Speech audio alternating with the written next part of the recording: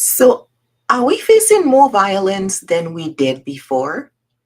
What if the violence we're facing in our society, these random acts of violence, these willful, and what seems like just hustling, hard, hard line criminal act of hurting other people because, or killing people because we don't like what they're saying? My name is Joyce Edison, and today I want us to explore something that's been on my mind, something that's been concerning, and it's growing more so because it seems like we are at a place in our society where we've become so intolerant of each other that if you say something that I don't like, I want to hurt you. And we're seeing this happening more and more. Someone is speaking of something they don't like, something that's bothering them, or someone have an ideology that we don't agree with, and somebody think it's their right to kill that person. What is happening? I think it has to do with low resilience. Low resilience. And this is not just something, I mean, we're seeing a lot of it here in North America. We're seeing a lot of it in the US, but we start to see it here in Canada. We're seeing it across the world where people have such emotional and mental disruption that they are attacking other people, killing innocent people that have nothing to do with them. When did this start? So if we trace our history and we look back, when did this start? This was something that never happened. It wasn't the norm, but now it is. And the question I have for you today is why? Why? Are we facing a global resilience epidemic? Is this global? I mean, we're starting to see more and more. Before it used to be where it used to be odd be odd for someone to hurt a large number of people randomly. But now it's almost expected when you go out your door, you have to think, oh, what's going to happen? I wonder, will there be someone there who doesn't or like what's going on and decide to do something about it? And what are they doing? Before, when we didn't like something, we would advocate, we would volunteer, we would demonstrate, but now it's violence. It's hurting people. And I think it has a lot to do with our resilience. You see, I have been working for the last 28 years in organizations as a conflict analyst, and I have seen so much conflict. And what I'm seeing now is that the conflict is becoming more hurtful. People are actually trying to destroy each other. What happens when you try to destroy another person? What if someone tries to destroy you, a family member of yours? Would that make you feel happy? Wouldn't you be distressed? But that's what people are doing. They are trying to destroy the other person. A colleague, you don't like what a colleague is doing, so you're going to find a way to get rid of them, to get them to lose their job, to make them look bad, to prevent them from getting a promotion that can affect their family life, their cost of living, their generations to come. We're not thinking about the impact of our actions and how it's impacting others. People are becoming more willful, more random, and I think, and I've been studying this and looking at this, it's low resilience. We lack the emotional resilience. We lack the mental resilience to be able to say, okay, this thought is random. I'm going to let it pass. We don't have that ability anymore. So we're holding on to these negative thoughts and we're latching onto them to the point that we're becoming emotionally attached to them. and now we're acting them out in our lives and in our communities and in our workplaces. This has got to stop. This is one of the reasons why I am doing the Resilience Index. And if you're coming to the Resilience Index challenge that I'm hosting next week, you will see how these little things that we're doing can impact us. For instance, something like your self esteem, right? Our self esteem is a very important part of us and who we are. And if we're taking care of our self esteem and if we have good self esteem, we shouldn't be that bothered by what other people say. Yes. And you may look at me and be like, Joyce, yes, yes, yes. Haven't you done sociology? Haven't you done social science? We do. What our client, what our community thinks about us have an impact. But I have a question for you. Do you think we need more resilience?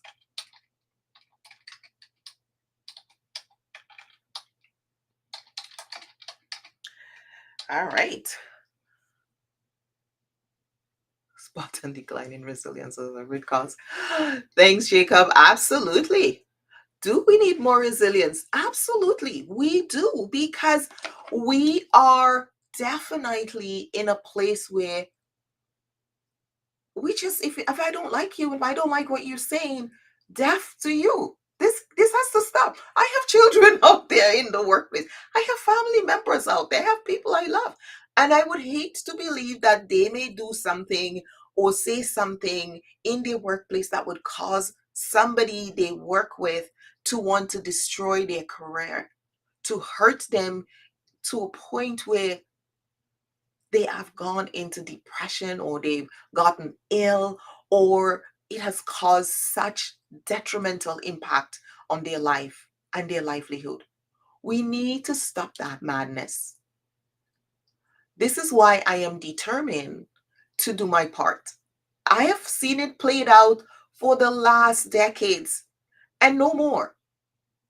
I used to be teaching well-being in a way, trying to help people to understand, coming at it from a gentle way. Let's understand our wellness. But the root cause, when you look at my nine-dimensional model, it has always been to build resilience. Resilience is at the core of it. Everything we do in the spiritual, the social, the emotional, the occupational, intellectual, everything we do in those areas is designed to build resilience in that interpersonal, where we interact with each other, where we engage with each other. And in the resilience index that I'm hosting, which is going to be free, by the way, last time I'm doing it free, is going to give you an opportunity to identify your resilience index. And we're only going to do one dimension. We're only doing a 60-minute session. Next week, I'm hosting it. It's a lunchtime, 60 minutes, 12 p.m. Central Time. And you get to measure your resilience and see where you are and how these elements of your life can help you to define how resilient you are and what you need to do to change that, to improve that, to make your life better. Because let's face it, we are in an industrial revolution, the fourth, and we are in the fourth industrial revolution. Slowly, right? Since 2010, things have been changing. More AI, more automation, more robotics. And the lines have blurred between humans and robots. Like, we don't even know where we start. If someone writes something, you don't even know if it's a person or a machine anymore. So that line has been blurred. And with it, we're losing our human resilience, our ability to think, to rationalize, to say, you know what? I don't like what that person is saying. I'm going to not watch them. Hello? Like, isn't that a possibility? I'm going to not watch them anymore. I'm going to stay away from them. And if I'm scrolling on social media and I see them, I'm going to turn it off because I don't want to see what they're saying. I don't want to hear what they're saying. And so I'm going to share an alternate message because, hey, social media is free. I can share an alternate message. I can share a message that cancels theirs in my mind. If I don't see it, it doesn't bother me. It's almost like we've forgotten we have control over what we watch and over what we hear. It's interesting. this morning, this morning, I got up. I like to sing in the morning, and I got up and I was singing. I had my window open. And when I got out of bed, the room was a little chilly. And guess what? I heard myself singing. I started singing because it's something that I do every morning. I wake up and I start in the morning when I wake up, give me hot soca. And I usually sing a song about God or something uplifting. I end up singing a song I grew up with. I mean, I must have not heard this song since I was 19. I'm truly speaking. But that's what popped into my head. And I thought, like, we have to be so careful what we listen to, what we watch, what we put into our mind because it comes out. Like, whatever you watch, you become. And here was I singing a song I hadn't heard since I was 19. And I was like, hmm, where did that come from? And does it have such an ingrained neural pathway in my brain that now I'm singing it even when I don't intend to? Like it was just a reflex. I went there and it was what? But these things are happening to us when we're not paying attention because what we're not paying attention to often controls us. So, what are you focusing on? What are you giving your attention? What are you giving your time? These are the things that are causing us frustration that will lead to thoughts of violence towards others, hurting other people because we don't like the way they get along. We don't like how people, we don't like the maybe they're getting favoritism or they're getting treated in a way that we would like, but we don't have. So let's hurt them. Like, I mean, where's that coming from? Do you just wake up in your bed and say, I'm going to kill this person because I don't like their I don't like their ideology. I don't like the message they're sending. Well, who made you God? Who made you God? Who gave you that job? Who told you that was your responsibility or you have authority to do that? And this is what happens when we have low resilience. Because low mental resilience, we're behaving like animals. As humans, we're supposed to be the top of the species. We're supposed to be behaving like we are the king of the crop. We are the highest species. But with low resilience, low mental and emotional and intellectual resilience, we now behave like the base and we're behaving like the lower species. And it's time for us to take our resilience back. This is why I'm hosting the Resilience Index Burnout Challenge because we're burning out on the wrong things. We're spending our time and energy on the things that are not making a difference, the things that are not bringing us forward, the things where we're not growing and unable to thrive. And it's time for us to refocus. In the challenge, you're going to get an opportunity to do a short assessment. You're going to assess one dimension of your life. We're going to focus on the spiritual. In there, we're going to talk about self esteem. We're going to talk about vision. We're going to talk about purpose. We're going to talk about values. We're going to talk about faith. We're going to look at integrity and what creates integrity, what gives us integrity, how do we lose our integrity, how can we be develop a better sense of integrity. And we're going to spend time delving deep into that dimension because that's how we're going to combat the war for our mind, our emotions, and our intellect.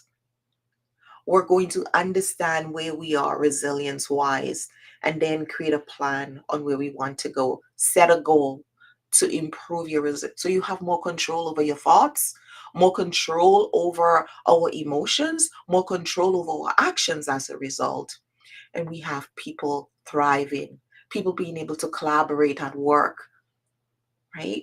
Not being giving the silent treatment or not talking to your coworker, not collaborating, causing stress in your team.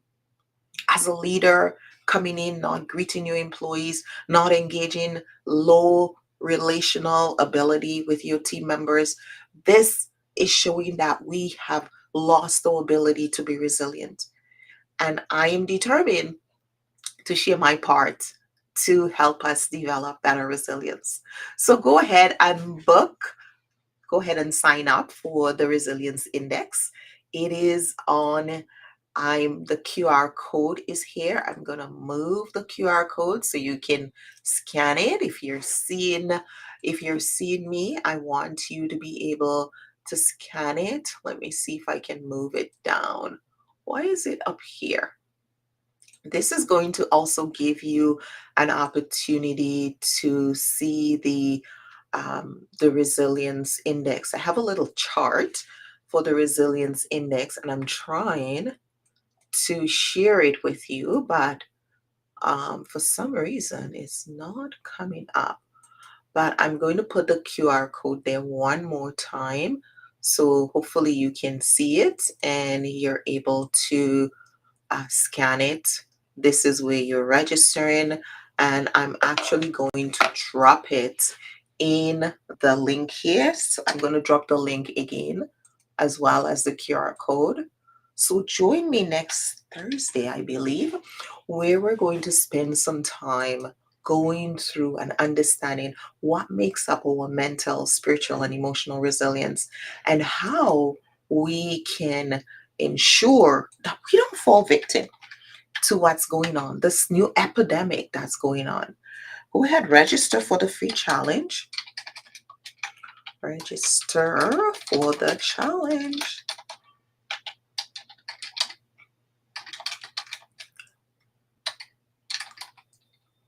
Let's explore resilience from this angle. All right, so I will see you at our upcoming session. I'm excited to see you there. Joyce Odidison. You can check out my website at joyceodidison.com for more tips, and look out for my podcast that I'm dropping this week on more on this topic and how we can be more resilient. I'll see you then. Till next time, stay well, stay focused, and